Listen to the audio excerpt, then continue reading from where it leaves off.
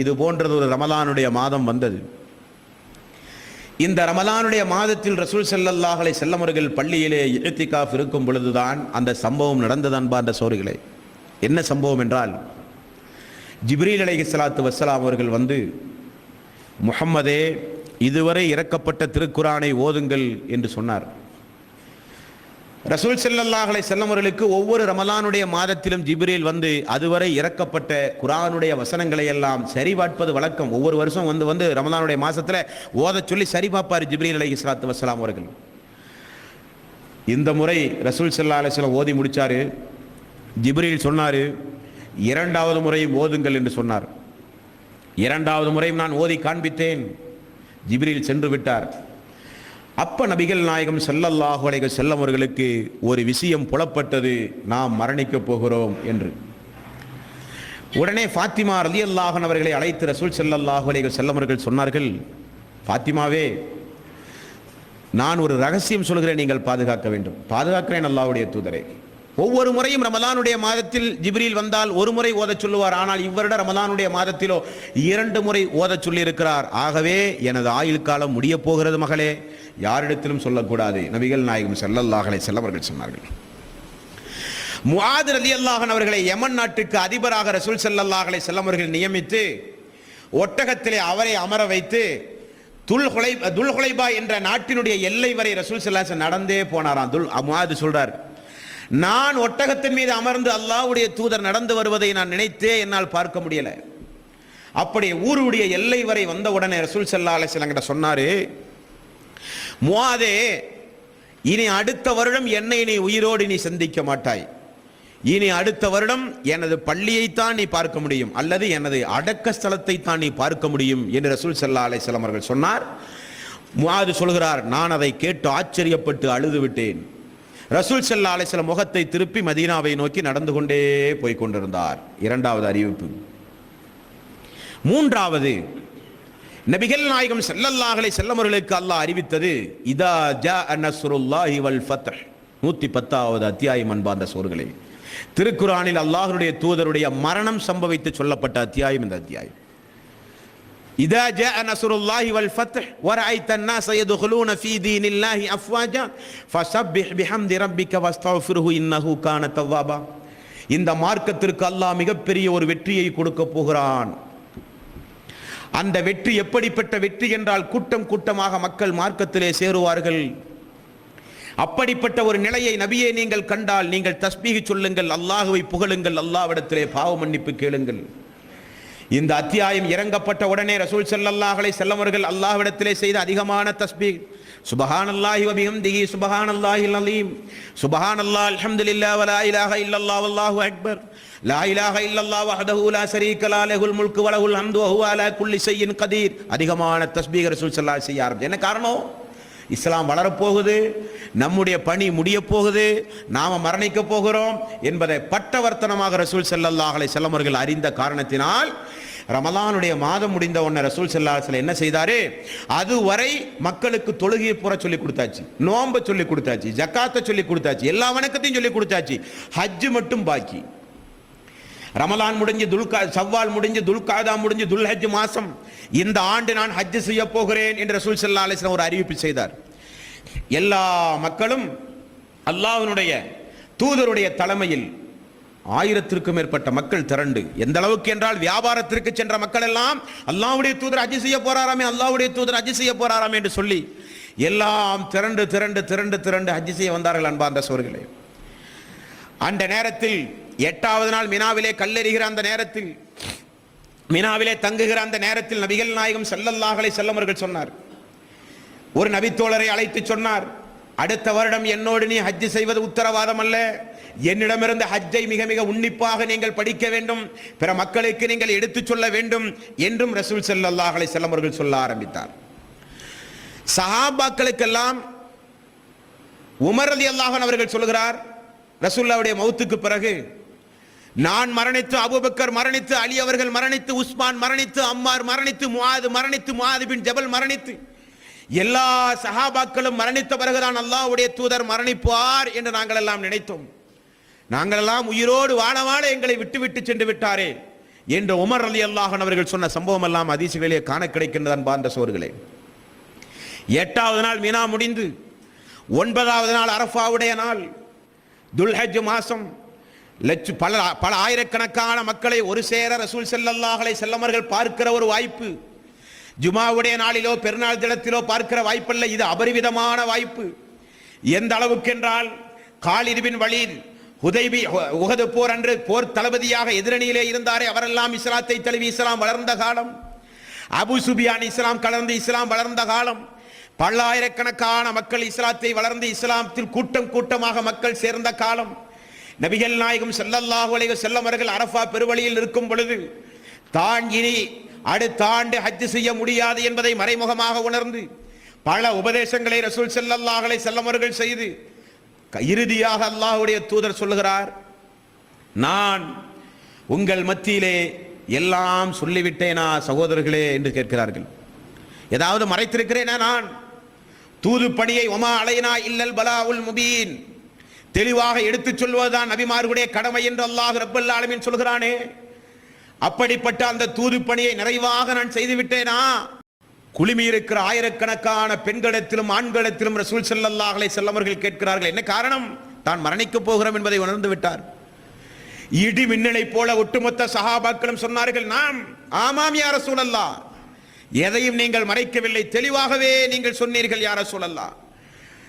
வானின் பக்கம் கையை உயர்த்தி ரசூல் ஸல்லல்லாஹு அலைஹி வஸல்லம் அவர்கள் சொன்னார்கள், யா அல்லாஹ், இதற்கு இந்த மக்கள் சாட்சி, யா அல்லாஹ், இதற்கு இந்த மக்கள் சாட்சி, நான் எல்லாம் ஒப்படைத்து விட்டேன் யா அல்லாஹ் என்று நபிகள் நாயகம் ஸல்லல்லாஹு அலைஹி வஸல்லம் அவர்கள் சொன்னார்.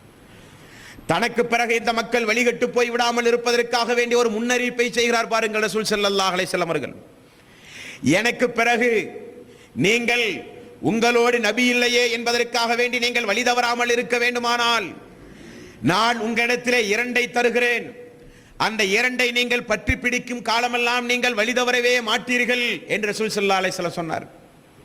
ஒன்று, அல்லாஹ்வுடைய வேதம் திருக்குர்ஆன், அது உங்களுடைய கையிலே நான் கொடுத்து விட்டேன்.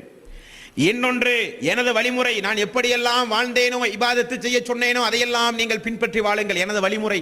2ஐயும் பின்பற்றி நீங்கள் வாழும் காலமெல்லாம் நீங்கள் வழிதவறவே மாட்டீர்கள் என்று நபிகள் நாயகம் ஸல்லல்லாஹு அலைஹி வஸல்லம் அவர்கள் சொன்னார்கள். அந்த நேரத்தில் தான் அல்லாஹ் இன்னொரு அறிவிப்பையும் ஊர்ஜிதம் செய்து ரசூல் ஸல்லல்லாஹு அலைஹி வஸல்லம் அவர்கள் மௌத்தாக போகிறார் என்கிற ஒரு ஊர்ஜிதம். ஒட்டகத்தின் மீது ரசூல் ஸல்லல்லாஹு அலைஹி வஸல்லம் அவர்கள் உரை நிகழ்த்தி கொண்டிருக்கும் பொழுது அல்லாஹ் இறக்கினான் அந்த ஆயத், அல் யௌம அக்மல்து லக்கும் தீனக்கும் வ அத்மம்து அலைக்கும் நிஅமதி வ ரதீது லக்குமுல் இஸ்லாம தீனா. இந்த மார்க்கத்தை அல்லாஹ் முழுமையாக்கி விட்டான். அப்படின்னா தூதருடைய பணி முடிஞ்சது. இந்த மார்க்கத்தை அல்லாஹ் முழுமையாக்கி விட்டான். தன்னுடைய அருளை, தன்னுடைய ரஹமத்தை அல்லாஹ் பூரணமாக்கி விட்டான்.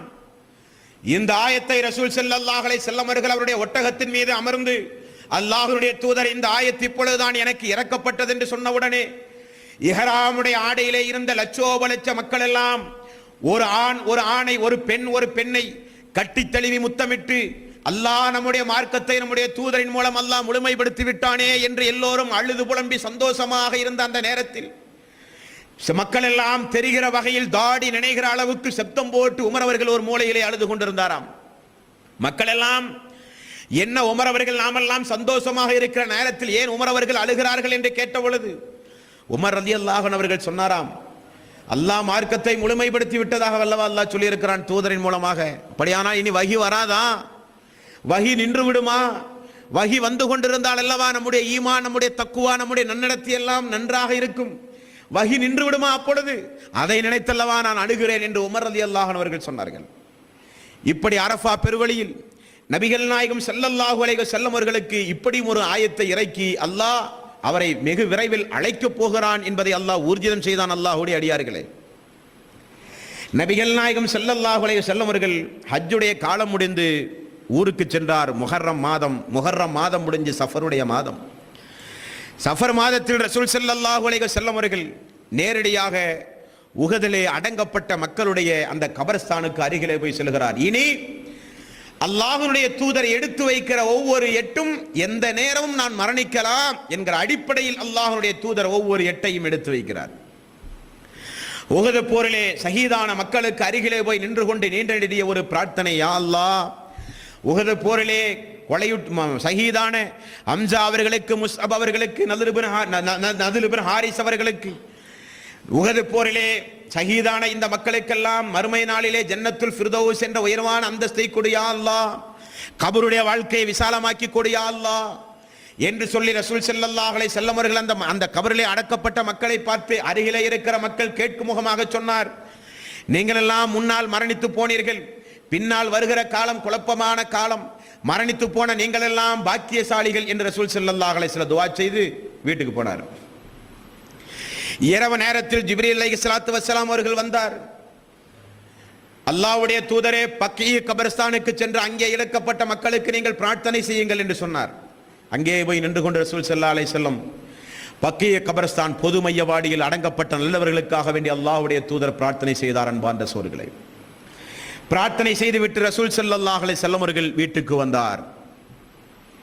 ஒரு ஜனாசா, அதை அடக்கிவிட்டு ரசூல் ஸல்லல்லாஹு அலைஹி வஸல்லம் அவர்கள் வரும் பொழுது அல்லாஹ்வுடைய தூதருக்கு ஒரு தலைவலி ஏற்பட்டது. 13 நாள் 14 நாள் 15 நாள் தொடர்ந்து அந்த தலைவலி அதிகமாகி அதிலேயே தான் ரசூல் ஸல்லல்லாஹு அலைஹி வஸல்லம் மரணித்தும் போனார்கள். அன்பார்ந்த சோர்களே, இப்படிப்பட்ட மாமன்னராக இருந்த அல்லாஹ்வுடைய தூதருக்கு அந்த ஜனாசாவை அடக்கிவிட்டு திரும்ப வரும் பொழுது தலைவலி ஏற்பட்டது. அது எந்த தலைவலி அன்பார்ந்த சோர்களே? நீங்களெல்லாம் சென்ற வகுப்பிலே கேள்விப்பட்டிருப்பீர்கள். கைபர் யுத்தத்திலிருந்து ரசூல் ஸல்லல்லாஹு அலைஹி வஸல்லம் அவர்கள் திரும்ப வரும் பொழுது அந்த யூத பெண்மணி ஆட்டில் விஷத்தை தடவி கொடுத்தாலே, அந்த விஷம் மெல்ல மெல்ல உடம்பிலே இருந்து வேலை செய்ய ஆரம்பித்து அது தலையை பாதித்தது என்று அல்லாஹ்வுடைய தூதரே சொல்கிறார். அந்த விஷம்தான் என்னை இந்த நிலைக்கு ஆளாக்கி விட்டது என்று அல்லாஹ்வுடைய தூதர் பிறிதொரு கட்டத்திலே சொன்னார். போக போக பார்ப்போம் அன்பார்ந்த சோர்களே. அப்படியானால் தலைவலி அதிகமானது. அல்லாஹ்வுடைய தூதருக்கு எந்த அளவுக்கு தலைவலி அதிகமானது என்றால், மனைவியிடத்திலே கேட்பார்களாம், நாளைக்கு நான் எங்கே இருப்பேன், நாளைய தினம் நான் எங்கே இருப்பேன், நாளைக்கு எந்த பெண்ணுடைய வீட்டிலே நான் இருப்பேன், நாளைக்கு எந்த மனைவியினுடைய நாள் என்னுடைய நாள் என்று சொல்ல கேட்பார்கள். அப்போ மனைவிமார்கள்லாம் சொன்னார்கள், அல்லாஹ்வுடைய தூதரை இப்படி கேட்பதின் மூலம் நீங்கள் என்ன நீங்கள் நினைக்கின்றீர்கள் என்று கேட்ட பொழுது, நான் ஆயிஷாவிடத்திலே தங்க விரும்புகிறேன் என்று சொல்லப்பட்டது. எல்லா மனைவிமார்களும் அந்த நாளை ஆயிஷா அவர்களுக்காக வேண்டி ஒதுக்கி கொடுத்தார்கள். அல்லாஹ்வுடைய தூதருக்கு நோய் குணமாகும் வரை ஆயிஷாவினுடைய வீட்டிலே ரசூல் ஸல்லல்லாஹு அலைஹி வஸல்லம் அவர்கள் தங்கட்டும் என்று. பெண்களின் உரிமையை கடைசி வரை அல்லாஹ்வுடைய தூதர் பாதுகாத்து பெண்ணிடமிருந்த அனுமதியை பெற்று ஃபதுல் இப்னு அப்பாஸ், தனது பெரிய தந்தையினுடைய அப்பாஸுடைய மகன் ஃபதுல் அவர்களையும் அலி ரலியல்லாஹு அன்ஹு அவர்களையும் அழைத்து இருவருடைய தோளிலும் கையை போட்டு இருவரும் அல்லாஹ்வுடைய தூதரை சுமந்து சென்றார்கள் ஆயிஷா ரலியல்லாஹு அன்ஹா வீட்டிலே என்று பார்க்கிறோம். இப்படி ஆயிஷா ரலியல்லாஹு அன்ஹா வீட்டில் நபிகள் நாயகம் ஸல்லல்லாஹு அலைஹி வஸல்லம் அவர்கள் வாழ்ந்து கொண்டிருக்கின்ற அந்த ஒவ்வொரு நாளும் அல்லாஹ்வுடைய தூதருக்கு மரண நாள் தான். அன்பார்ந்த சோர்களே, ரஹமத்துல் ஆலமீன் நபிகள் நாயகம் ஸல்லல்லாஹு அலைஹி வஸல்லம் அவர்கள் இப்படி அங்கே படுத்துக் கொண்டிருக்கும் பொழுது தலைவலி ஒரு நாள் அதிகமாகிறது. எல்லா மனைவியிடத்திலும் ரசூல் ஸல்லல்லாஹு அலைஹி வஸல்லம் அவர்கள் சொன்னார்கள், பல கிணறுகளிலிருந்தும் தண்ணீரை எடுத்து வந்து எனது தலையிலே ஊற்றுங்கள், நான் மக்களுக்கு உபதேசம் செய்ய வேண்டும் என்று சொல்லப்பட்டது. அன்றைக்கு அதுதான் மருத்துவமாக இருந்தது, வைத்தியமாக இருந்தது. தலைகளிலே தண்ணீர் கொண்டு வந்து ஊற்றப்பட்டு இறுக்கமான ஒரு துண்டை தலையிலே ரசூல் ஸல்லல்லாஹு அலைஹி வஸல்லம் அவர்கள் கட்டி நேராக பள்ளிக்கு சென்றார். அல்லாஹ்வுடைய தூதருக்கு ஏற்பட்ட இந்த நோயின் மூலம் அல்லாஹ்வுடைய தூதர் மரணிப்பார் என்பதை கனவில் கூட எந்த ஒரு நபித்தோழரும் காணவில்லை. அல்லாஹ்வுடைய அடியார்களே, மிம்பரின் மீது ஏறி நின்று கொண்டு ரசூல் ஸல்லல்லாஹு அலைஹி வஸல்லம் அவர்கள் மக்களுக்கு சொன்னார்கள், நரக நெருப்பை குறித்து உங்களுக்கு நான் அச்சமூட்டி எச்சரிக்கை செய்கிறேன். அதிலிருந்து உங்களையும் உங்களுடைய குடும்பத்தாரையும் நீங்கள் ஒவ்வொருவரும் நீங்கள் காப்பாற்றிக் கொள்ளுங்கள். நான் உங்கள் மத்தியிலே எல்லா வகையான தூது செய்தியும் எடுத்து சொல்லிவிட்டேன். நான் இங்கே இருந்து கொண்டு சொர்க்கத்தை பார்க்கிறேன். சொர்க்கமோ உயிர் தியாகிகளுக்காக வேண்டி, இறை விசுவாசிகளுக்காக வேண்டி அல்லாஹ் சித்தப்படுத்தி வைத்திருக்கிறான்.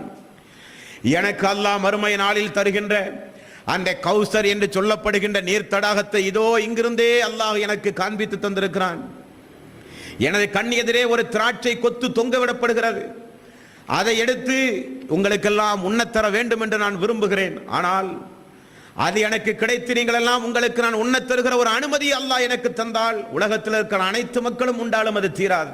அப்படிப்பட்ட திராட்சை கனியில் எல்லாம் அல்லாஹ் சொர்க்கத்து மக்களுக்காக வேண்டி சித்தப்படுத்தி வைத்திருக்கிறான் என்று ரசூல் ஸல்லல்லாஹு அலைஹி வஸல்லம் அவர்கள் இனி ஒவ்வொரு நாளும் அந்த மக்களுக்கு ஆற்றுகிற ஒவ்வொரு உரையும் நரகத்தை குறித்தும் சொர்க்கத்தை குறித்துமாக இருந்தது. ஏனென்றால் மிகப்பெரிய ஒரு தியாகத்திற்குரிய ஒரு மக்களை வாழ வைத்து ரசூல் ஸல்லல்லாஹு அலைஹி வஸல்லம் அவர்கள் பிரிய போகிறார். அதற்கு பிறகு அல்லாஹ்வுடைய தூதர் ரஹ்மத்துல் லில் ஆலமீன் வீட்டுக்கு சென்றார். வீட்டுக்கு சென்றால் நோய் இன்னும் கொஞ்சம் அதிகமானது. அதுவரை மக்களுக்கு இமாமாக நின்று அல்லாஹ்வுடைய தூதர் தொழுது வந்து கொண்டிருந்த காரணத்தினால் இசாவுடைய நேரத்தில் மக்கள் எல்லாம் அல்லாஹ்வுடைய தூதரை எதிர்பார்த்து பள்ளிக்கு வெளியிலே மிகப்பெரிய ஒரு ஜமாத் கூட்டம் உருவாகிவிட்டது. நபிகள் நாயகம் ஸல்லல்லாஹு அலைஹி வஸல்லம் அவர்கள் வீட்டிலே அமர்ந்து கொண்டு படுத்துக் கொண்டிருந்த ஆயிஷா அவர்களிடத்திலே கேட்டார்கள், அஸல்லன்னாசுல் இஸா, அஸல்லன்னாசுல் இஸா, மக்கள் எல்லாம் இஸா தொழுது விட்டார்களா என்று ரசூல் ஸல்லல்லாஹு அலைஹி வஸல்லம் அவர்கள் கேட்டார்கள். இல்லை யா ரசூலல்லாஹ், உங்களை எதிர்பார்த்து நின்று கொண்டிருக்கிறார்கள். அப்படியா, உடனே ஒலு செய்ய ஏற்பாடு செய்யுங்கள், ஒலு செய்ய ஏற்பாடு செய்யுங்கள். ஒலு செய்ய தண்ணீர் கொண்டு வரப்பட்டது. எழுந்து நின்றார் ரசூல் ஸல்லல்லாஹு அலைஹி வஸல்லம் அவர்கள். அவரால் நிற்க முடியாமல் மயக்கமுற்று கீழே விழுந்து விட்டார். அன்பார்ந்த சோர்களே, தன்னால் இனி எழுந்து கூட நிற்க முடியாத அளவுக்கு தான் நோய்வாய்ப்பட்டு விட்டோம் என்பதை ரசூல் ஸல்லல்லாஹு அலைஹி வஸல்லம் அவர்கள் புரிந்து விட்டார். இனி அடுத்தவருடைய துணை இல்லாமல் நம்மால் நடக்க முடியாது என்பதை உணர்ந்து விட்டார் ரஹ்மத்துல் லில் ஆலமீன். உஹது மலைக்கு தினந்தோறும் சென்று அல்லாஹ்விடத்திலே வஹியை எதிர்பார்க்கிற அளவுக்கு திடகாத்திரமான ரஹ்மத்துல் லில் ஆலமீன். ஹிஜ்ரத்துடைய நேரத்தில் அபூபக்கர் சித்திக் அவர்களை மிகப்பெரிய அந்த தௌர் என்று சொல்லப்படுகிற மலைகளை எல்லாம் தாண்டி தாண்டி செல்கிற அளவுக்கு மிகப்பெரிய உடல் வலிமையோடு இருந்த ரசூல் ஸல்லல்லாஹு அலைஹி வஸல்லம் அவர்கள் அவரை முன்னிறுத்தி மக்கள் எல்லாம் பாதுகாப்பு பெறுகிற அளவுக்கு உடல் வலிமை படைத்த ரசூல் ஸல்லல்லாஹு அலைஹி வஸல்லம் அவர்கள் ஒரு நாள் மதீனாவிலே ஒரு வயது முதிர்ந்த ஒரு மூதாட்டி, அல்லாஹ்வுடைய தூதரே, மதீனாவில் எதிரிகள் தாக்க வருகிறார்கள் என்று மிகப்பெரிய சப்தமிட்டு வந்து சொன்ன நேரத்தில் மக்கள் எல்லாம் எழுந்து புறப்பட்ட பொழுது எல்லா மக்களையும் அமரச் செய்து எனக்குரிய குதிரையை கொண்டு வாருங்கள் என்று சொல்லி குதிரையின் மீது அமர்ந்து மின்னல் வேகத்தில் எங்களுடைய கண் முன்னால் அல்லாஹ்வுடைய தூதர் புறப்பட்டதை நாங்கள் பார்த்தோம். சற்று நேரத்தில் திரும்ப வந்து சொன்னார், இது புரளி, யாரும் இல்லை, நீங்கள் நிம்மதியோடு இருங்கள் என்று சொன்ன மாவீரர் ரசூல் ஸல்லல்லாஹு அலைஹி வஸல்லம் அவர்கள் எழுந்து நிற்க முடியாத அளவுக்கு நோய்வாய்ப்பட்டு மயக்கமுற்று கீழே விழுந்தார். இரண்டாவது முறையும் கண்ணை திறந்து அஸல்லன்னாசுல் இஸா, மக்கள் இஸா தொழுது விட்டார்களா? இல்லை யா ரசூலல்லாஹ், அதோ மக்கள் நிற்கிறார்கள். திரைச்சேலையை திறந்து பார்த்தார்கள், மக்கள் எல்லாம் அல்லாஹ்வுடைய தூதரை எதிர்பார்த்து இருக்கிறார்கள். இரண்டாவது முறையும் ஒலு செய்ய முற்பட்டு இரண்டாவது முறையும் மயக்கம் போட்டு கீழே விழுந்தார். மூன்றாவது முறையும் மயக்கம் போட்டு கீழே விழுந்தார். அப்பொழுது சொன்னார், இனி இசாவுடைய ஜமாத்தை மக்களுக்கு இமாமாக நான் நின்று தொலை வைக்க முடியாது என்பதை அறிந்து ஆயிஷா ரலியல்லாஹு அன்ஹா அவர்கள் தனது மனைவியை அழைத்து ரசூல் ஸல்லல்லாஹு அலைஹி வஸல்லம் சொன்னார், உம்முடைய தந்தை அபூபக்கரை கூப்பிடுங்கள். எதற்கு யா ரசூலல்லாஹ்? மக்களுக்கு அவர் இமாமாக நின்று தொழுகை வைக்கட்டும். இதுதான் அல்லாஹ்வுடைய தூதருடைய மரணத்திற்கு பிறகு எல்லா மக்களும் ஆட்சி அதிகாரத்தை அல்லாஹ்வுடைய தூதருக்கு பிறகு அபூபக்கருடைய கையிலே கொடுப்பதற்கு இந்த ஒரு நபிமொழி ஆதாரமாக இருந்ததான் பாண்ட சொல்களே. அல்லாஹ்வுடைய தூதர் உயிரோடு இருக்கும் பொழுது மக்களுக்கு இமாமத்து செய்ய அவரை நியமித்தார் அல்லவா, அதுதான் சான்று. அவர்தான் கலீஃபா என்று மக்கள் பிறிதொரு காலத்திலே சொன்னார்கள். அல்லாஹ்வுடைய தூதரிடத்திலே ஆயிஷா அவர்களிடத்தில் அல்லாஹ்வுடைய தூதர் சொன்ன உடனே ஆயிஷா அவர்கள் திரும்ப சொன்னார்கள், யா ரசூலல்லாஹ், எனது தந்தை பலகீனமானவர் யா ரசூலல்லாஹ், நீங்கள் தொழுகைக்கு வரவில்லை, அவர்தான் இமாமத் என்று அவரிடத்திலே போய் சொல்லப்பட்டால் வசனங்கள் ஓதும் பொழுது உங்களுடைய நினைப்பு வந்து அழுது விடுவார் யா ரசூலல்லாஹ், அவரால் இமாமத்து செய்ய முடியாது, உமரை பார்த்து சொல்லுங்களேன். வேண்டாம், அபூபக்கர் தான் இமாமத்து செய்ய வேண்டும் என்று சொன்னார். அபூபக்கருடைய தலைமையில் மக்கள் எல்லாம் அன்றைக்கு இஷா தொழுதார்கள். 4-5 தினங்கள் தான் உண்டு ரசூல் ஸல்லல்லாஹு அலைஹி வஸல்லம் மரணிக்க. அன்றைக்கு ரசூல் ஸல்லல்லாஹு அலைஹி வஸல்லம் அவர்கள் அப்படி ஒரு ஆணை பிறப்பிக்க அபூபக்கருடைய தலைமையில் மக்கள் எல்லாம் இஷா தொழுவதை பார்த்து பூரித்து போய் அந்த திரைச்சீலையை அகற்றி பார்த்தார் ரசூல் ஸல்லல்லாஹு அலைஹி வஸல்லம் அவர்கள். என்ன திரைச்சீலை? பாய், அவருடைய கதவு, அதை மறந்துவிடக்கூடாது. அவருடைய கதவை திறந்து பார்க்கிறார். மக்கள் எல்லாம் அபூபக்கர் சித்திக் அவர்களுடைய தலைமையின் கீழ் ஜமாத்தோடு தொழுகிறார்கள். நான் இல்லாவிட்டாலும் இந்த சமூகம் ஜமாத்தோடு தொழும் என்கிற ஒரு திருப்தியோடு அல்லாஹ்வுடைய தூதர் மெல்ல மெல்ல எழுந்து அமர ஆரம்பித்தார். ஃபதல் இப்னு அப்பாஸை கூப்பிடுங்கள், அலி அவர்களை கூப்பிடுங்கள் என்று சொன்னார். 2 பேரும் வந்தார்கள்.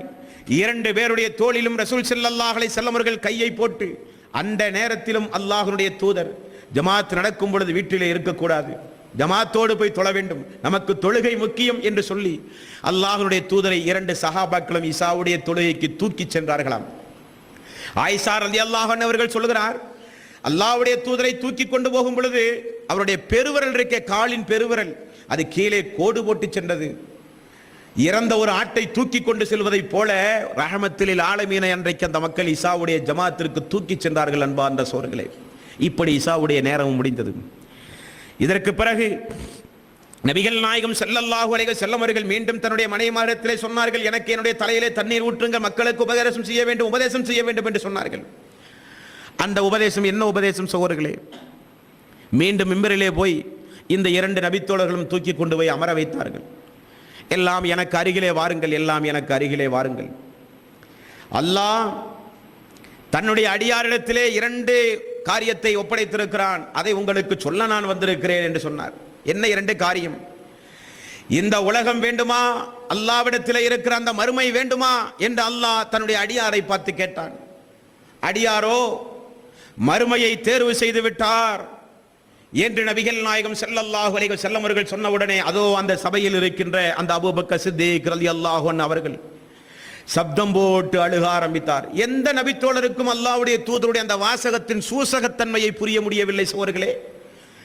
அல்லாஹ்விடத்திலே இருப்பதை அல்லாஹ்வுடைய அடியார் தேர்வு செய்து விட்டார் என்றால் தன்னுடைய தூதர் மரணிக்கப் போவதை சொல்கிறாரோ என்று ஆச்சரியப்பட்டு அபூபக்கர் சித்திக் அவர்கள் பயன்படுத்திய வாசகத்தை ஹதீஸ்களிலே பாருங்கள். யா ரசூலல்லாஹ், அல்லாஹ்வுடைய தூதரே, ஹதைனா கஃபி அன்ஃபுசினா வ ஆபாயினா வ உம்மஹாத்தினா வ அம்வாலினா யா ரசூலல்லாஹ், எங்களை விட்டு நீங்கள் பிரிந்து விடாதீர்கள் யா ரசூலல்லாஹ். எங்களுடைய தாயை தருகிறோம் யா ரசூலல்லாஹ், எங்களுடைய தந்தையை தருகிறோம் யா ரசூலல்லாஹ், நாங்கள் சம்பாதித்து வைத்திருக்கிற எங்களுடைய சொத்து சுகங்களை எல்லாம் தருகிறோம் யா ரசூலல்லாஹ், எங்களை விட்டும் நீங்கள் பிரிந்து விடாதீர்கள் என்று அபூபக்கர் சித்திக் ரலியல்லாஹு அன்ஹு அவர்கள் சொன்ன உடனே தான் குழுமி இருக்கிற மக்களுக்கு அல்லாஹ்வுடைய தூதரிடத்தில் அபூபக்கர் என்ன பேசுகிறார் என்று தெரியாமல் இருந்த மக்களுக்கெல்லாம் அப்பொழுதுதான் சூசகமாக புரிய ஆரம்பித்தது. ஏதோ ஒரு மரண சம்பவத்தை கூறுவதைப் போலவும் அல்லாஹ்வுடைய தூதர் நம்மை விட்டு பிரிய போகிறார் என்பதை புரிந்தும் உடனே நபிகள் நாயகம் ஸல்லல்லாஹு அலைஹி வஸல்லம் அவர்கள் மக்களை உசார்படுத்தினார். இந்த அபூபக்கர் யார் தெரியுமா? எல்லாம் என்னை பொய்ப்பித்த காலத்தில் உண்மைப்படுத்தியவர் எனது அபூபக்கர். உலக மக்களுடைய ஈமானை ஒரு தட்டிலும் எனது அபூபக்கருடைய ஈமானை ஒரு தட்டிலும் நீங்கள் எடை போட்டு பார்த்தால் எனது அபூபக்கருடைய ஈமான் தான் மேலோங்கி நிற்கும். எனக்கு பிறகு எனது அபூபக்கரை நீங்கள் மதித்து நடங்கள், நேசித்து நடங்கள். எனக்கு நோய் அதிகமாகிவிட்டது.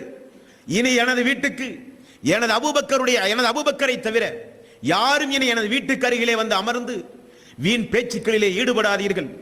எனது அபூபக்கருக்கு மட்டும்தான் அனுமதி என்று ரசூல் ஸல்லல்லாஹு அலைஹி வஸல்லம் அவர்கள் கூறிவிட்டார்கள். அன்பார்ந்த சகோதரர்களே, அதற்கு பிறகு நபிகள் நாயகம் ஸல்லல்லாஹு அலைஹி வஸல்லம் அவர்கள் மீண்டும் வீட்டுக்கு சென்றார். வீட்டுக்கு சென்றால் சிறிது நேரத்தில் அபூபக்கர் சித்திக் ரலியல்லாஹு அன்ஹு அவர்களும் அப்பாஸ் ரலியல்லாஹு அன்ஹு அவர்களும் இந்த சம்பவத்திற்கு பிறகு அன்சாரி தோழர்களுடைய வாழ்க்கை வரலாற்றை பார்க்கிறோம். சுபஹானல்லாஹ், வியாபார நிமித்தமாக கூட வெளியே செல்ல மாட்டார்களாம். என்ன காரணம்?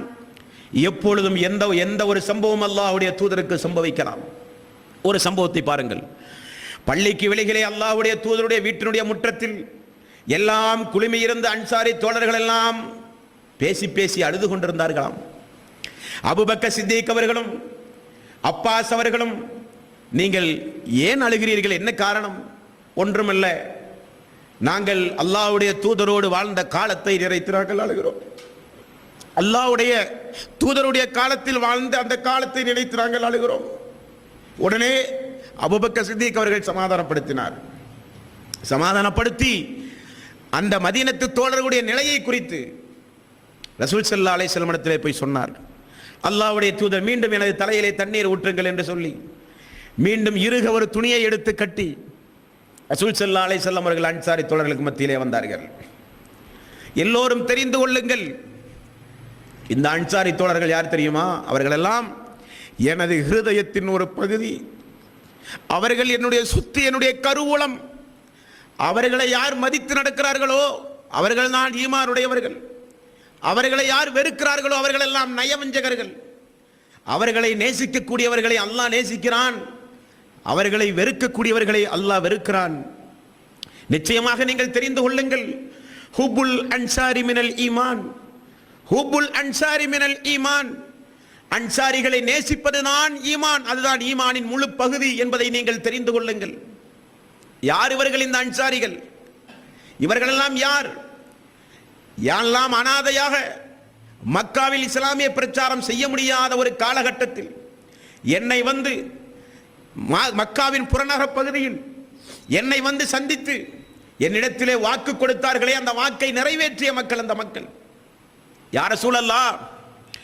எங்களுடைய உயிரை காட்டிலும் எங்களுடைய தாய் தந்தை சொத்து சுகம் அனைத்தையும் காட்டிலும் உங்களை நாங்கள் பாதுகாக்கிறோம் என்று சொன்னார்களே, அந்த கொடுத்த வாக்கை பாதுகாத்த மக்கள் என்னுடைய அன்சாரிகள். அவர்கள் ஒன்றுக்காக வேண்டி அவர்கள் எதிர்பார்த்துக் கொண்டிருக்கிறார்கள். அதை தவிர வேறு ஒன்றுமே அவர்களுக்கு இல்லை, அதுதான் சொர்க்கம். எனக்கு பிறகு அன்சாரி தோழர்களுக்கு மத்தியில் ஏதாவது சங்கடமான ஒரு சூழ்நிலை என்றைக்காவது உங்களுக்கு ஏற்பட்டால் அதை பொறுத்துக் கொள்ளுங்கள். நீங்கள் அவர்களிடம் இருக்கிற நன்மையான காரியத்தை நினைத்து பார்த்தவர்களுக்கு மன்னிப்பு அளியுங்கள். நீங்கள் எனது அன்சாரி தோழர்களை விட்டு விடாதீர்கள். பிறிதொரு காலம் வரப்போகிறது, சமையலில் உப்பை போல அவர்கள் குறைந்து விடுவார்கள். எனது அன்சாரி தோழர்களை நேசியுங்கள் நேசியுங்கள் என்று ரசூல் ஸல்லல்லாஹு அலைஹி வஸல்லம் அவர்கள் சொன்னார்கள். மீண்டும் வீட்டுக்கு சென்றார். இரண்டாவது நாள் முடிந்தது. மீண்டும் நபிகள் நாயகம் ஸல்லல்லாஹு அலைஹி வஸல்லம் அவர்கள் தனது மனைவிமார்களை பார்த்து சொன்னார்கள், எனது தலையிலே தண்ணீர் ஊற்றுங்கள், நான் மக்களை பார்த்து உபதேசம் செய்ய வேண்டும். மீண்டும் பள்ளிக்கு வந்தார். தலையிலே அன்றைக்கு சிவப்பு துண்டு கட்டப்பட்டிருந்ததாக புகாரியினுடைய ஹதீஸிலே பார்க்கிறோம். எனக்கு அருகிலே வாருங்கள், என்னால் சப்தம் போட்டு பேச முடியாது என்று ரஹ்மத்துல் ஆலமீன் சொல்லிவிட்டார். மக்கள் எல்லாம் அருகிலே வந்தார்கள். தொலைவராத அல்லாஹ்வுடைய தூதர் ஏன் இப்படி நமக்கு மத்தியிலே வந்து அமர்ந்து என்ன சொல்ல போகிறாரோ என்று மக்கள் எல்லாம் ஆர்வத்தோடு அல்லாஹ்வுடைய தூதருக்கு அருகிலே வந்து அமர்ந்தார்கள். நபிகள் நாயகம் ஸல்லல்லாஹு அலைஹி வஸல்லம் அவர்கள் சொன்னார்கள், ஏன் வந்திருக்கிறேன் தெரியுமா? நான் 23 ஆண்டு காலம் உங்களோடு வாழும் பொழுது நான் யாரையாவது அடித்திருந்தால் என்னை திரும்ப நீங்கள் அடித்துக் கொள்ளுங்கள். நான் யாரையாவது திட்டி இருந்தால், பேசி இருந்தால் என்னை திரும்ப நீங்கள் பேசி பழி தீர்த்துக் கொள்ளுங்கள். அல்லாஹ்வுடைய சன்னிதானத்தில் இந்த முகமதை காட்டி கொடுத்து விடாதீர்கள். அல்லாஹ்வுடைய சன்னிதானத்தில் இந்த முகமதை காட்டி கொடுத்து விடாதீர்கள். நபிகள் நாயகம் ஸல்லல்லாஹு அலைஹி வஸல்லம் அவர்கள் எந்த அளவுக்கு மனித உணர்வுகளை, மனித உரிமையை அல்லாஹ்வுடைய தூதர் மதித்திருக்கிறார் பாருங்கள். குழுமி இருக்கிற சஹாபாக்கள் எல்லாம் தாடி நினைக்கிற அளவுக்கு அழுதார்களாம். ஒரு நாள் சென்றார், திரும்பவும் மறுநாள் வந்தார். நான் நேற்றைய தினம் உங்களுக்கு நினைவுபடுத்தியது ஞாபகம் இருக்கிறதா?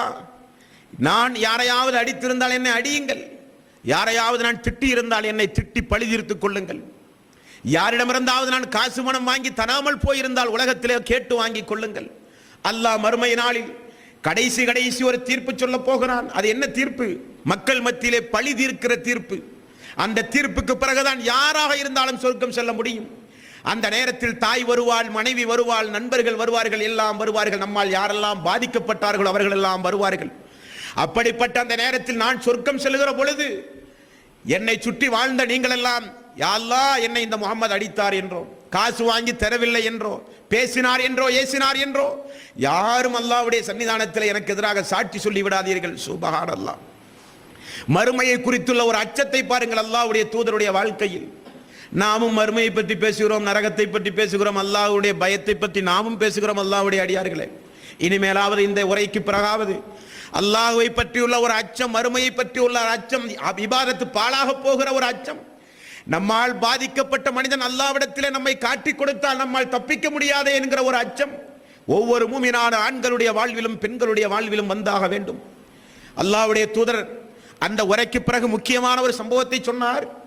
இந்த நேரத்தில் என்னை யார் பழி தீர்க்கிறாரோ அவர்தான் என்னுடைய நேசத்திற்குரியவர் என்று ரசூல் ஸல்லல்லாஹு அலைஹி வஸல்லம் அவர்கள் சொன்னார்கள். அவர்தான் என்னுடைய நேசத்திற்குரியவர்.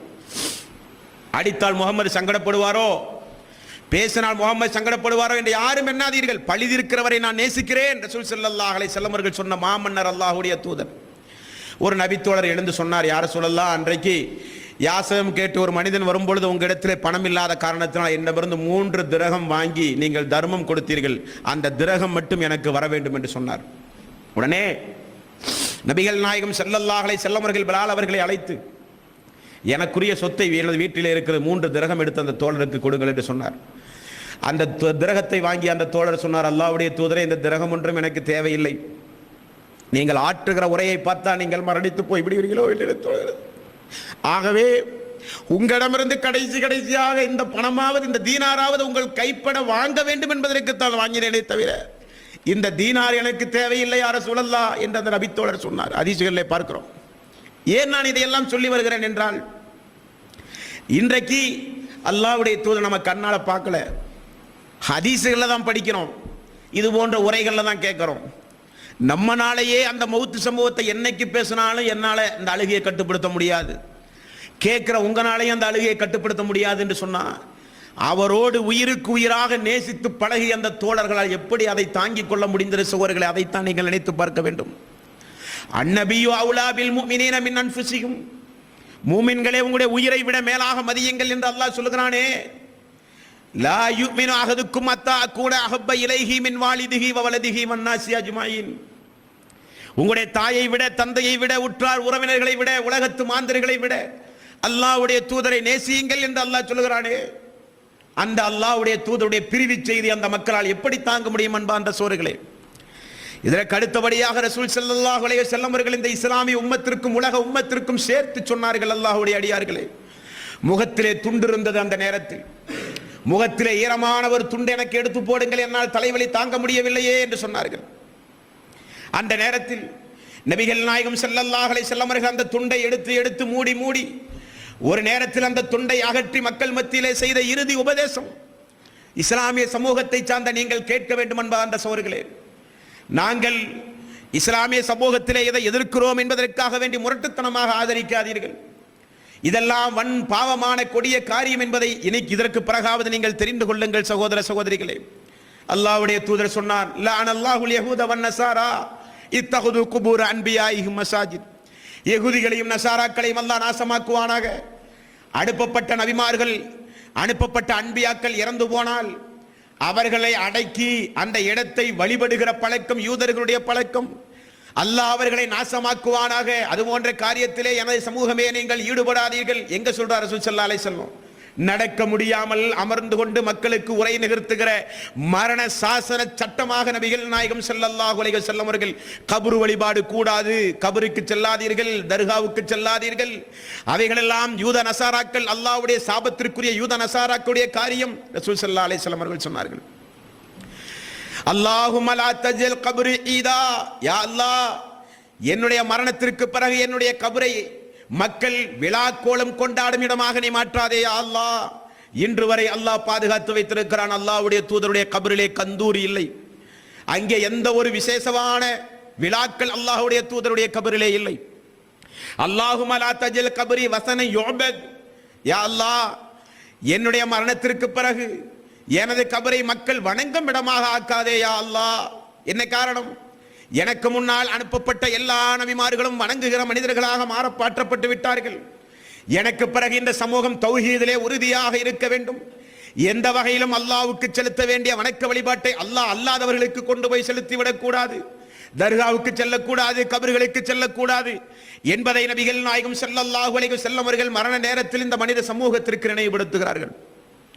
ஆயிஷா ரலியல்லாஹு அன்ஹா அவர்கள் சொன்னார்கள், அல்லாஹ்வுடைய தூதர் இந்த பிரார்த்தனை மட்டும் செய்யாவிட்டால் அல்லாஹ்வுடைய தூதருடைய கபரையும் மக்கள் வணங்கி வழிபட்டு போயிருப்பார்களோ என்று நாங்கள் நினைக்கிறோம் என்று நபிகள் நாயகம் ஸல்லல்லாஹு அலைஹி வஸல்லம் இந்த உபதேசத்தை குறித்து ஆயிஷா அவர்கள் சொல்கிறார். ஏனென்றால் அல்லாஹ்வுடைய தூதர் மரண நேரத்தில் சொன்ன காரணத்தினால் எல்லா மக்களும் அதிக முக்கியத்துவம் கொடுத்து அதை காப்பாற்றினார்கள். அல்லாஹ்வுடைய தூதருடைய கபர் கட்டப்படக்கூடாது, வழிபாடு நடத்தப்படக்கூடாது, விழா எடுக்கப்படக்கூடாது, அவைகள் எல்லாம் யூத நசாராக்குடைய காரியம் என்பதை புரிந்து எல்லா மக்களும் அல்லாஹ்வுடைய தூதருடைய கபரை பாதுகாத்தார்கள். அன்பார்ந்த அல்லாஹ்வுடைய அடியார்களே, பிறகு ரசூல் ஸல்லல்லாஹு அலைஹி வஸல்லம் அவர்கள் தனது மனைவிமார்களை எல்லாம் பார்த்து சொன்னார்கள், வீட்டிலே அடிமைகள் இருக்கிறார்களா?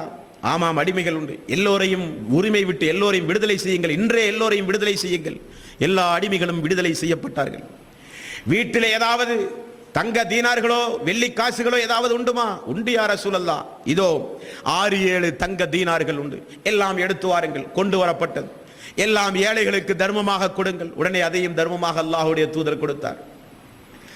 நீங்கள் எல்லாம் நன்றாக ஒன்றை தெரிந்து கொள்ளுங்கள், நிச்சயமாக அல்லாஹ்வுடைய சன்னிதானத்தில் இந்த நபியினுடைய மனைவிமார்கள் ஆயிற்று என்று நீங்கள் அல்லாஹ்விடமிருந்து தப்பிக்க முடியாது. இந்த நபியினுடைய மகள் ஆயிற்று என்று எனது மகள் பாத்திமா தப்பிக்க முடியாது. நீங்கள் எல்லாம் உங்களுக்குரிய அமல்களை செய்து இணை வைக்காமல் வித்யத்திலே ஈடுபடாமல் இருந்தால் மட்டும்தான் அல்லாஹ்விடமிருந்து உங்களை நீங்கள் காப்பாற்ற முடியும். நீங்கள் எல்லாம் தெரிந்து கொள்ளுங்கள் மனைவிமார்களே என்று மனைவிமார்களுக்கு அந்த நேரத்திலே உபதேசம். மேலும் நபிகள் நாயகம் ஸல்லல்லாஹு அலைஹி வஸல்லம் அவர்கள் எனது ஈட்டியை எடுத்து வாருங்கள் என்று சொன்னார். போரிலே பயன்படுத்திய ஈட்டி, அதை எடுத்து கொண்டு வரப்பட்ட ரசூல் ஸல்லல்லாஹு அலைஹி வஸல்லம் அவர்கள் அது முஸ்லிம்களுக்கு அன்பளிப்பாகவும் வழங்கினார் என்று ஹதீஸ்களிலே பார்க்கிறோம். மேலும் அல்லாஹ்வுடைய தூதர் இப்படி எல்லாம் மக்களுக்கு உபதேசம் செய்யும் பொழுது ஆயிஷா ரலியல்லாஹு அன்ஹா அவர்கள் சொன்னார்கள், அந்த நேரத்தில் எங்களுடைய வீட்டிலே விளக்கில்லை, அந்த நேரத்தில் வீட்டிலே விளக்கிலே எண்ணெய் இல்லை. பக்கத்து வீட்டிலிருந்து எண்ணெய் வாங்கி வர சொல்லி அவசரமாக ஊற்றி ரசூல் ஸல்லல்லாஹு அலைஹி வஸல்லம் அவர்கள் பேசுகிற அந்த பேச்சை நாங்கள் உன்னிப்பாக கேட்டோம் என்று சொல்லப்படுகிறது. அன்பார்ந்த சகோதரர்களே, இப்படி நபிகள் நாயகம் ஸல்லல்லாஹு அலைஹி வஸல்லம் அவர்கள் வீட்டிலும் உரை. அந்த நேரத்தில் எனது மகள் ஃபாத்திமாவை அழையுங்கள் என்று ரசூல் ஸல்லல்லாஹு அலைஹி வஸல்லம் அவர்கள் சொல்ல ஃபாத்திமாவை அவசரமாக எல்லோரும் போய் அழைத்து வந்தார்கள். நேரம் மிக மிக மோசமான நேரம். அல்லாஹ்வுடைய தூதர் என்ன சொல்ல போகிறாரோ என்று சொல்லி ஃபாத்திமா அவர்கள் அழைத்து வரப்பட்டார்கள். ஃபாத்திமா அவர்கள் வந்தவுடனே ஃபாத்திமா ரலியல்லாஹு அன்ஹா அவர்கள் ரசூல் ஸல்லல்லாஹு அலைஹி வஸல்லம் அவர்களுக்கு அருகிலே இருந்து, யா அல்லாஹ், எனது தந்தைக்கு வந்த இந்த தலைவலி எனக்கு வந்திருக்க கூடாதா யா அல்லாஹ்? எனது தந்தையும் அல்லாஹ்வுடைய தூதருமாகிய ரஹ்மத்துல் ஆலமீன் தலைவலியால் துடிதுடித்து போவதை பார்த்து என்னால் சகிக்க முடியவில்லையே யா ரசூலல்லாஹ். யா அல்லாஹ், அல்லாஹ்வுடைய தூதருக்கு வந்த எனது தந்தைக்கு வந்த இந்த தலைவலியும் வேதனையும் எனக்கு வரக்கூடாதா என்று அழுதார்கள். ரசூல் ஸல்லல்லாஹு அலைஹி வஸல்லம் அவர்கள் அருகிலே வாருங்கள் என்று செய்கை செய்தார்கள். அருகிலே வந்தார்கள். காதில் ரகசியமான ஒரு செய்தியை சொன்னார்கள். என்ன ரகசியம்?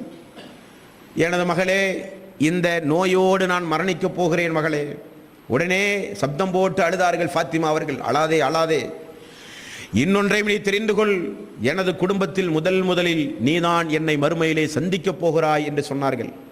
அதன்படி அல்லாஹ்வுடைய தூதருக்கு பிறகு முதல் மரணம் ஃபாத்திமா ரலியல்லாஹு அன்ஹுடைய மரணம். உடனே ஃபாத்திமா ரலியல்லாஹு அன்ஹா அவர்கள் சிரித்தார்கள் என்று பார்க்கிறோம். தந்தையே, இந்த தலைவலியின் காரணமாக உங்களுக்கு வேதனை அதிகமாக இருக்கிறதா தந்தையே? உடனே நபிகள் நாயகம் ஸல்லல்லாஹு அலைஹி வஸல்லம் அவர்கள் சொன்னார்கள், மகளே, இனி ஓரிரு நாட்களில் உம்முடைய தந்தைக்கு எந்த கஷ்டமும் எந்த வேதனையும் எந்த நோயும் இருக்காது மகளே. என்ன காரணம்? மௌத்தா போறான்னு சொல்ல போறார். உடனே நபிகள் நாயகம் ஸல்லல்லாஹு அலைஹி வஸல்லம் அவர்கள், எனது பேரமக்கள் ஹசன் ஹுசைனை என்னிடத்திலே கொண்டு வாருங்கள் என்று சொல்லப்பட்டது. ஹசைனையும் ஹுசைனையும் மக்கள் அழைத்து வந்தார்கள். இந்த மக்களை கண்ணியத்தோடு நீங்கள் நடத்துங்கள், இவர்கள் எல்லாம் எனது பேரமக்கள், எனது ஃபாத்திமாவின் மக்கள். இரண்டு சாரார் மிகப்பெரிய அளவில் சண்டை போடும் பொழுது இவர்களை கொண்டு அல்லாஹ் தீர்ப்பு வழங்கப் போகிறான், சமாதானத்தை ஏற்படுத்த போகிறான் என்று ரசூல் ஸல்லல்லாஹு அலைஹி வஸல்லம் அவர்கள் முன்னறிவிப்பும் செய்தார்கள். அதன்படி முஆவியாவினுடைய ஆட்சி காலத்தில் நடைபெறப் போகிற மிகப்பெரிய ஒரு போரை உசைன் அவர்களுடைய தலைமையில் அல்லாஹ் மிகப்பெரிய ஒரு சமாதானத்தை ஏற்படுத்தினான் என்று பிறகு வரலாற்றிலே பார்க்கிறோம். எனது பேரமக்களை விட்டு விடாதீர்கள். எனது பேரமக்கள் எனது ஹிருதயத்தின் ஒரு பகுதி. எனது பேரமக்கள் ஹசைனையும் ஹுசைனையும் நீங்கள் மதித்து வாழுங்கள் என்று ரசூல் ஸல்லல்லாஹு அலைஹி வஸல்லம் அவர்கள் சொன்னார்கள்.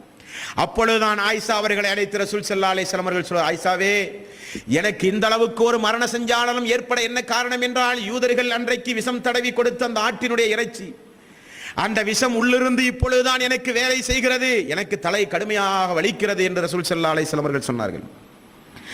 ஆயிஷா ரலியல்லாஹு அன்ஹா இடத்திலே ரசூல் ஸல்லல்லாஹு அலைஹி வஸல்லம் அவர்கள் அமர்ந்து கொண்டிருக்கும் பொழுதுதான் அன்பார்ந்த சகோதரர்களே, அப்துர் ரஹ்மான் ஆயிஷாவுடைய சகோதரர் வர்றார்.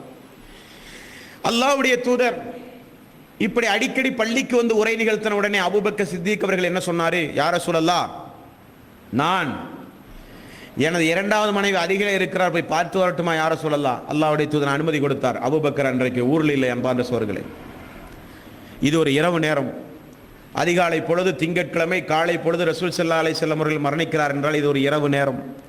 அந்த நேரத்தில் அப்துர் ரஹ்மான் வந்தார். அவருடைய கையில் மிஸ்வாக்குடைய குச்சி இருந்ததை ரசூல் ஸல்லல்லாஹு அலைஹி வஸல்லம் பார்த்தார். இப்போல்லாம் ரசூல் ஸல்லல்லாஹு அலைஹி வஸல்லம் உபதேசமே பண்ண முடியாத அளவுக்கு போயிட்டார். அந்த மிஸ்வாக்கு குச்சியை ரசூல் ஸல்லல்லாஹு அலைஹி வஸல்லம் அவர்கள் பார்க்கிறார். பார்க்கும் பொழுது ஆயிஷா ரலியல்லாஹு அன்ஹா அவர்கள் அல்லாஹ்வுடைய தூதருக்கு தேவைப்படுகிறது போலும் என நினைத்து ஆயிஷா ரலியல்லாஹு அன்ஹா அவர்கள் அந்த மிஸ்வாக்கு குச்சியை எடுத்து தன்னுடைய வாயிலே போட்டு சப்பி மென்னு அதை அல்லாஹ்வுடைய தூதருடைய வாயிலே போட்டு மிஸ்வாக்கு செய்து கொடுத்தார்கள். பல் துளக்கிய பிறகு நபிகள் நாயகம் ஸல்லல்லாஹு அலைஹி வஸல்லம் அவர்கள் தனது கையை அந்த வானத்தை நோக்கி மெல்லபடியே உயர்த்தினாராம். நபிகள் நாயகம் ஸல்லல்லாஹு அலைஹி வஸல்லம் பல் துளக்கிய உடனே ஆயிஷா ரலியல்லாஹு அன்ஹுடைய மார்பகத்திலே ரசூல் ஸல்லல்லாஹு அலைஹி வஸல்லம் தலை வைத்து படுத்தார். ஆயிஷா ரலியல்லாஹு அன்ஹா அவர்கள் சொன்னார், மெல்ல மெல்ல எனது நெஞ்சு, எனது மார்பகம் கனமாக ஆரம்பித்தது. ஏனென்றால் மெதுவாக ரசூல் சாய ஆரம்பித்தார். அப்பதான் கையை உயர்த்தி நபிகள் நாயகம் ஸல்லல்லாஹு அலைஹி வஸல்லம் அவர்கள் கையை உயர்த்தி ஏதோ துஆ செய்ய போறார் என்று சொல்லி, நான் அல்லாஹ்வுடைய தூதருடைய நாவுக்கு அருகில், உதட்டுக்கு அருகில் எனது காதை கொண்டு போய் காண்பித்தேன். அல்லாஹ்வுடைய தூதர் அந்த பல் துளக்கிய பிறகு அல்லாஹ்விடத்திலே செய்த அந்த கடைசி வார்த்தை, புகாரியிலே அன்பார்ந்த சோர்களே நீங்கள் பார்க்கலாம்.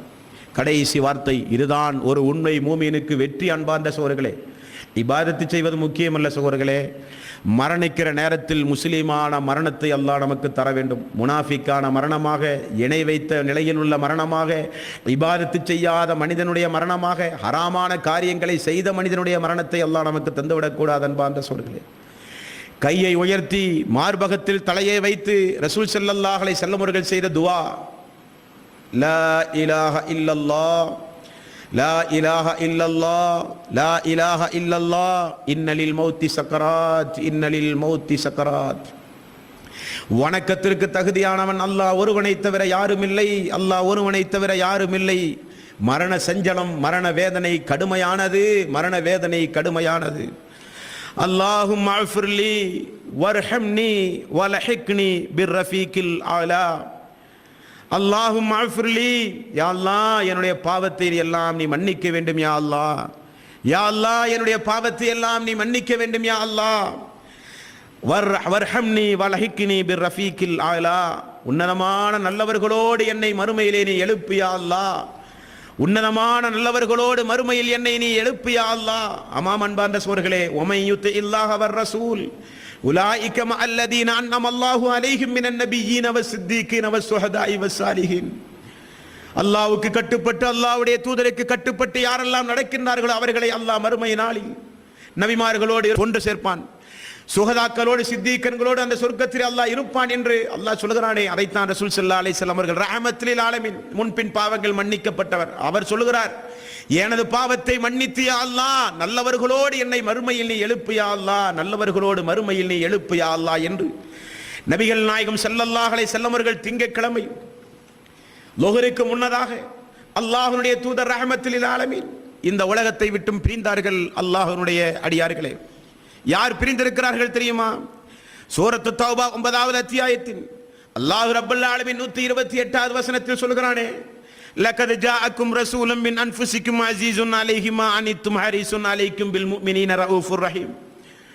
மூமின்களுக்கு ஒரு கஷ்டம் வந்தால், ஒரு துன்பம் வந்தால் அதை தாங்கிக் கொள்ள மாட்டார் இந்த இறை தூதர் என்று அல்லாஹ் சொல்கிறானே. மூமின்களின் மீது அதிகம் அதிகம் அன்பும் பாசமும் வைத்திருக்கிற இறை தூதர் என்று அல்லாஹ் சொல்கிறானே. அந்த அகிலத்தின் அதிபதி இந்த உலகத்தை விட்டு பிரிந்து விட்டார்கள். அல்லாஹ்வுடைய அடியார்களே, திங்கட்கிழமை அதிகாலை பொழுது நபிகள் நாயகம் ஸல்லல்லாஹு அலைஹி வஸல்லம் அவர்கள் இந்த உலகத்தை விட்டும் லா இலாஹ இல்லல்லாஹ் இன்னலில் மௌத்தி சக்கராத், லா இலாஹ இல்லல்லாஹ் இன்னலில் மௌத்தி சக்கராத், லா இலாஹ இல்லல்லாஹ் இன்னலில் மௌத்தி சக்கராத். அவரிடம் பணிபுரிந்து வாழ்ந்து கொண்டிருந்த அனஸ் ரலியல்லாஹு அன்ஹு அவர்கள் சொன்னார்கள், அல்லாஹ்வுடைய தூதர் எங்களிடத்தில் என்றைக்கு வந்தாரோ அந்த நாள் எங்களுக்கு ஒளிமயமான நாள், என்றைக்கு எங்களை விட்டு பிரிந்தாரோ அந்த நாள் எங்களுக்கு ஒரு இருண்ட நாள் என்று அனஸ் ரலியல்லாஹு அன்ஹு அவர்கள் சொன்னார்கள். ஃபாத்திமா ரலியல்லாஹு அன்ஹா அவர்கள் அல்லாஹ்வுடைய தூதருடைய அந்த மரணத்தை பார்த்து, எனது தந்தையே, அல்லாஹ்வுடைய அழைப்பை ஏற்று நீங்கள் சென்று விட்டீர்களே எனது தந்தையே, அல்லாஹ் உங்களுக்கு ஜன்னத்துல் ஃபிர்தௌஸ் என்ற அந்த உன்னதமான இடத்தை அல்லாஹ் தர வேண்டும் எனது தந்தையே. இதோ இந்த மரணத்தை அந்த ஜிப்ரீல் இந்த நேரத்தில் வந்தால் அவருக்காவது நான் தெரியப்படுத்தி இருப்பேனே எனது தந்தையே என்று ஃபாத்திமா ரலியல்லாஹு அன்ஹா அவர்கள் அழுது செய்த வார்த்தை. உமர் அவர்களுக்கு செய்தி கேட்டது. உமர் அவர்கள் வீட்டுக்கு முற்றத்திலே வந்து வாளை எடுத்து கையில எடுத்து சொன்னார், நயவஞ்சகர்கள், முனாஃபிக்குகள் ஒரு பொய்யான பிரச்சாரத்தை செய்கிறார்கள், அல்லாஹ்வுடைய தூதர் மரணித்து விட்டார் என்று, அல்லாஹ்வுடைய தூதர் மரணித்து விட்டார் என்று முனாஃபிக்குகள் பொய் பிரச்சாரம் செய்கிறார்கள். அல்லாஹ்வுடைய தூதர் மரணிக்கவில்லை. மூசா அலைஹிஸ்ஸலாத்து வஸ்ஸலாம் அவர்கள் 40 நாள் அல்லாஹ்வுடைய வஹியை தேடி போன நேரத்தில் பனு இஸ்ராயீல் மக்கள் எப்படி மூசா இறந்து விட்டதாக பொய் சொன்னார்களோ அதே போல நயவஞ்சகர்களும் யூதர்களும் அல்லாஹ்வுடைய தூதர் மரணித்து விட்டார் என்று பொய் சொல்கிறார்கள் பாவிகள். அல்லாஹ்வுடைய தூதர் மரணிக்கவில்லை. காரணம், நடந்த சம்பவம் வீட்டுக்குள், வெளியில் இருக்கிற யாருக்கும் தெரியாது அன்பார்ந்த சகோதரர்களே, வெளியே இருக்கிற அன்சாரி தோழர்களுக்கு தெரியாது. உடனே காற்று தீயை போல சம்பவம் வெளியே பரவ ஆரம்பித்தது. அல்லாஹ்வுடைய தூதரோடு அனுமதி பெற்று அண்டை ஊருக்கு சென்றிருந்த அபூபக்கர் அவர்கள் வேகமாக பயணத்தை ரத்து செய்துவிட்டு நபிகள் நாயகம் ஸல்லல்லாஹு அலைஹி வஸல்லம் அவர்களை பார்ப்பதற்காக வேண்டி அதிவேகமாக வந்தார். யாரிடத்திலும் எதையும் பேசாமல். உமர் அவர்களோ பெருங்கொண்ட ஒரு கூட்டத்தை திரட்டி, அல்லாஹ்வுடைய தூதர் இப்பொழுது நம்மோடு பேச வருவார், நம்மோடு பழக வருவார், நம்மை விசாரிக்க வருவார், முனாஃபிக்களுடைய எந்த வார்த்தையை யாரும் நம்பக்கூடாது, அல்லாஹ்வுடைய தூதர் மரணிக்கவில்லை, யார் சொன்னாலும் நம்பாதீர்கள் என்று உமர் அவர்கள் வீராவேசம் பேசிக் கொண்டிருந்தார். அபூபக்கர் சித்திக் ரலியல்லாஹு அன்ஹு அவர்கள் வீட்டுக்குள் வந்தார். அல்லாஹ்வுடைய தூதரே அஸ்ஸலாமு அலைக்கும் என்றார். மகள் ஆயிஷா அவர்கள் சொன்னார்கள், உங்களுக்கு அனுமதி தருகிறவர் மரணித்து போய்விட்டார் தந்தையே. நேராக வந்த அபூபக்கர் சித்திக் ரலியல்லாஹு அன்ஹு அவர்கள் எப்படிப்பட்ட ஒரு நெஞ்சுறுதி மிக்கவர் என்பதை நீங்கள் இந்த இடத்திலே பார்க்க வேண்டும். அல்லாஹ்வுடைய அடியார்களே, யா ரசூலல்லாஹ், எங்களை விட்டு பிரிந்து செல்லாதீர்கள், எங்களுடைய தாய் தந்தை பொருளாதாரம் எல்லாம் தருகிறோம், எங்களை விட்டு பிரிந்து செல்லாதீர்கள் என்று அழுது புலம்பிய அபூபக்கர் சித்திக் ரலியல்லாஹு அன்ஹு அவர்கள் அல்லாஹ்வுடைய தூதருடைய மரணம் ஒரு புறம், மனைவிமார்களுடைய அழுகை ஒரு புறம், வெளியிலே அன்சாரி தோழர்களும் முஹாஜிர்களும் என்ன வார்த்தை அவர்களுக்கு பதில் சொல்வது என்று தெரியாத ஒரு சூழ்நிலை ஒரு புறம். அந்த நேரத்தில் அபூபக்கர் சித்திக் ரலியல்லாஹு அன்ஹு அவர்கள் நெற்றியிலே முத்தமிட்டு எல்லா சஹாபாக்களும் பார்க்கும் முகமாக, அல்லாஹ்வுடைய தூதரே, நீங்கள் உயிரோடு இருக்கும் பொழுது எப்படி நறுமணம் கமழ்ந்தீர்களோ அதே போல நீங்கள் மரணித்த பிறகும் நறுமணம் கமழ்கிறீர்களே யா ரசூலல்லாஹ் என்று ரசூல் ஸல்லல்லாஹு அலைஹி வஸல்லம் அவர்கள் மரணித்து விட்டார் என்று சூசகமாக சொன்னார். அந்த நேரத்தில் நேராக வந்து உமர் ரலியல்லாஹு அன்ஹு அவர்களை அமருங்கள் அமருங்கள் என்று சொன்னார். நான் அமர மாட்டேன். முனாஃபிக்குகள் ஒரு பொய் பிரச்சாரம் செய்திருக்கிறார்கள். அல்லாஹ்வுடைய தூதர் மரணித்தாராமே அபூபக்கர், அல்லாஹ்வுடைய தூதர் மரணித்தாராமே, பொய் பிரச்சாரம் செய்கிறார்கள் யூதர்கள், முனாஃபிக்குகள், நான் விடமாட்டேன், அமருங்கள் அமருங்கள் என்று சொன்னார். கேட்கவில்லை. நேராக மிம்பரில் போய் நின்றார். தஸ்பீகளை முழங்கினார். அல்லாஹு அக்பர் அல்லாஹு அக்பர் அல்லாஹு அக்பர், சுபஹானல்லாஹ் சுபஹானல்லாஹ் சுபஹானல்லாஹ், அல்லாஹ் மிகவும் தூய்மையானவன், அல்லாஹ் மிகப்பெரியவன் என்று சொன்ன உடனே உமரை சுற்றி இருந்த மக்கள் எல்லாம் அபூபக்கரை சுற்றி அந்த மிஹ்ராபுக்கு அருகிலே வந்து அமர ஆரம்பித்தார்கள். அபூபக்கர் சித்திக் ரலியல்லாஹு அன்ஹு அவர்கள் அந்த மக்களை பார்த்து ஓதிய ஆயத் சூரத்து ஆல இம்ரானிலே 3வது அத்தியாயத்தின் 144வது வசனம். மக்களே, நீங்கள் தெரிந்து கொள்ளுங்கள், நீங்கள் அல்லாஹுவை வணங்குவது உண்மையானால் அல்லாஹு தான் மரணிக்காதவன், அல்லாஹ்வுடைய தூதர் மரணத்திற்குரியவர். உங்களுக்கு தெரியாதா?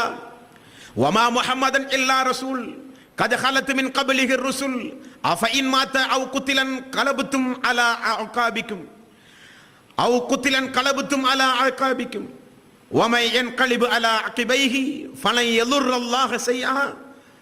நிச்சயமாக இந்த முஹம்மது அல்லாஹ்வுடைய தூதரை தவிர வேறொன்றுமில்லை. இவருக்கு முன்னால் திட்டமாக பல இறை தூதர்கள் மரணித்து போயிருக்கிறார்கள்.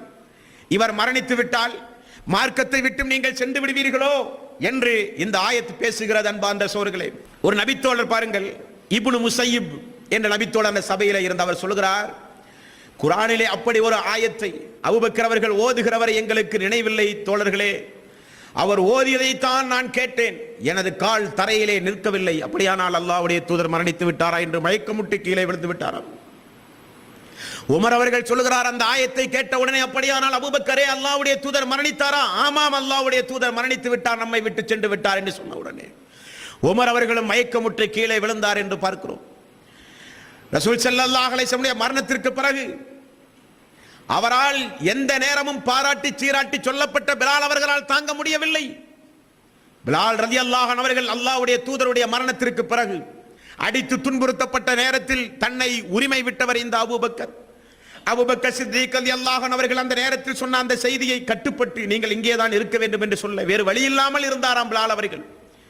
பாங்கோசை சொல்லும் பொழுதெல்லாம் அழுவாராம். அந்த நேரத்தில் அபூபக்கருடைய ஆட்சி காலத்திற்கு பிறகு சாம் நாட்டுக்கு சென்று நோய்வாய்ப்பட்டு மரணித்து போனார் பிலால் ரலியல்லாஹு அன்ஹு அவர்கள்.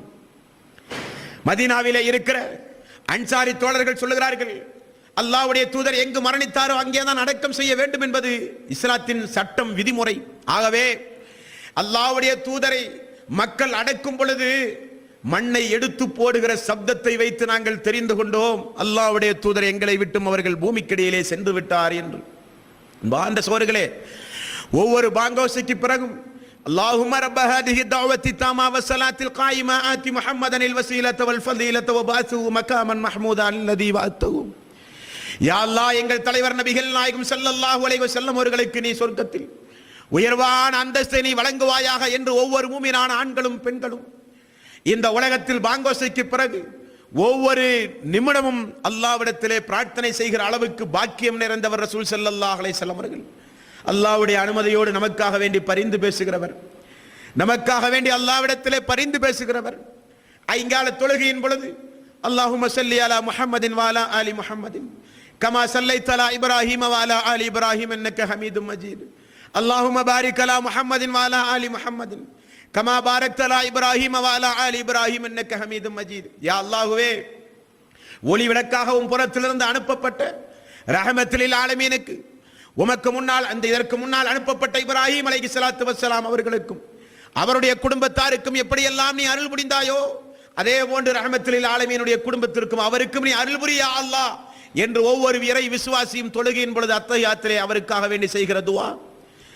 இந்த உலகத்தில் நாவசைத்து மனிதன் பேசுகிற அனைத்து மொழிகளிலும் அல்லாஹ்வுடைய தூதர் இன்றைக்கு புகழப்பட்டு கொண்டிருக்கிறார் என்றால் என்ன காரணம்? அல்லாஹ்வுடைய அடியார்களே, ஆகவேதான் மனித குலத்தின் வழிகாட்டி ரசூல் ஸல்லல்லாஹு அலைஹி வஸல்லம் அவர்கள் என்ற ஒரு தலைப்பை நாம் தேர்வு செய்திருக்கிறோம். பொருத்தமானவர் அல்லாஹ்வுடைய தூதர். அவரை என்னை போல வாழுங்கள், என்னை போல வாழ்ந்தால் மறுமையில் உங்களுக்கு சொர்க்கம் கிடைக்கும் என்று இந்த உலகத்தில் அறைகூவல் விடுத்த ஒரு மாமனித ரசூல் ஸல்லல்லாஹு அலைஹி வஸல்லம் அவர்கள். ஆகவே இந்த உரைகளை கேட்கிற நீங்கள் வெறுமனே உணர்ச்சி வசப்பட்டு சென்று விடாமல் அல்லாஹ்வுடைய தூதரோடு மறுமையிலே சொர்க்கத்தில் நாம் இருக்க வேண்டும். சொர்க்கத்தில் ஜன்னத்துல் ஃபிர்தௌஸ் என்ற அந்தஸ்தை நாமும் அடைய வேண்டும். அல்லாஹ்வுடைய தூதரோடு நாம் இந்த உலகத்தில் அல்லாஹ்வுடைய தூதரை பார்க்கிற ஒரு வாய்ப்பு நமக்கு இல்லை. ஹதீசுகளிலே சொல்லுகிறார்கள், அல்லாஹ்வுடைய தூதர் இப்படி இருப்பார், தலை இப்படி இருந்தது, சிரிப்பு இப்படி இருந்தது, பேச்சு இப்படி இருந்தது என்று. மறுமை நாளிலே தான் அல்லாஹ்வுடைய தூதரை பார்க்க போகிறோம் சகோதரர்களே. அப்படி பார்க்கப்படுகிற நேரத்தில் நான் உங்களை பார்க்க மாட்டேன், பேச மாட்டேன், உங்களுக்கும் எனக்கும் சம்பந்தமில்லை என்று அல்லாஹ்வுடைய தூதர் மறுமை நாளிலே நம்மை நிராகரிக்கின்ற வகையில் நாம் நடந்து கொள்ளக்கூடாது அன்பார்ந்த சகோதரர்களே. அல்லாஹ்வுடைய தூதர் சொன்ன ஒவ்வொரு வார்த்தைகளையும் நம்முடைய ஜீவிதத்தில், நம்முடைய வாழ்வில் நாம் கட்டாய கடமையாக ஏற்று பின்பற்ற வேண்டும். சிறிய விஷயம் பெரிய விஷயம் என்றெல்லாம் மனித சமூகத்தில் நம்முடைய ஈமானை பலகீனப்படுத்துகிற வகையில் மக்கள் பேசுவார்கள். ஒரு செய்தி அல்லாஹ்வுடைய தூதர் சொன்னார் என்றால் அது நம்முடைய தாய் சொல்வதை காட்டிலும், நம்முடைய தந்தை சொல்வதை காட்டிலும், நம்முடைய அதிகாரம் படைத்தவர்களை சொல்வதை காட்டிலும் அல்லாஹ்வுடைய தூதர் சொன்னார் என்றால் அதற்கு தார்மீக பொறுப்பேற்று அதை செய்ய முயற்சி செய்ய வேண்டும். அல்லாஹ்வுடைய அடியார்களே, எந்த வகையிலும் அல்லாஹ்வுடைய தூதர் தடுத்த எந்த காரியத்தையும் உங்களுடைய வாழ்விலே செய்யாதீர்கள். அல்லாஹ்வுடைய அடியார்களே, நிச்சயமாக நமக்கு இந்த சமூகத்தில் ஒரு கெட்ட பெயர் உண்டு. இவர்கள் அல்லாஹ்வுடைய தூதரை நேசிக்காதவர்கள், அல்லாஹ்வுடைய தூதரை சாதாரண மனிதர் என்று சொல்லக்கூடியவர்கள் என்றெல்லாம் இந்த மனித சமூகத்தில் நம் மீது படுபாவமான அடிப்படையில் அவதூறுகளை பரப்புகிற அன்பர்கள் உண்டு. நாங்கள் அப்படிப்பட்டவர்கள் அல்ல சகோதரர்களே. அல்லாஹ்வுடைய தூதரை உண்மையிலேயே நேசிக்க வேண்டிய விதத்தில் நேசித்து நடங்கள் என்று சொல்லுகிறவர்கள் நாங்கள். அல்லாஹ்வுடைய தூதரை பின்பற்றி வாழுங்கள் என்று சொல்லுகிறவர்கள் நாங்கள். அல்லாஹ்வுடைய தூதர் ஒரு கட்டளை பிறப்பித்தால் அதற்கு உடனே செவிசாயுங்கள் என்று சொல்லுகிறவர்கள் நாங்கள். அல்லாஹ்வுடைய தூதரோடு மறுமை நாளிலே சொர்க்கத்தில் நீங்கள் இருக்குகின்ற நல்ல நல்ல இபாதத்துகளை செய்யுங்கள் என்று மக்களை தூண்டுகிறவர்கள் நாங்கள். அல்லாஹ்வுடைய தூதரை அவமதிக்கக்கூடியவர்கள் அல்ல.